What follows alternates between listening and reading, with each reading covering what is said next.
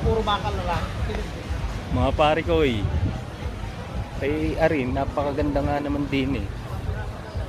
Ang tanawin. Oh, ikaganda. Pagkakainit niya lang. Sobrang init. Ay di na muna tayo sa liluman. Oh. Oh, patay.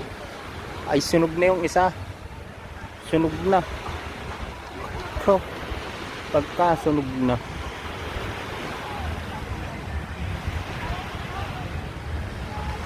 Oh, yung mga ano, nagti-TikTok na mga Koreana. Ay, ariw. Yan.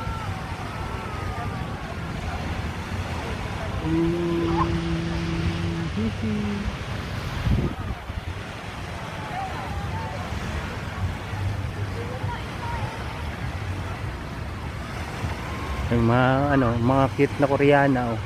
Ay, pagkaganda. Oh, yung pa, oh, meron pang isa doon. Kumadro na.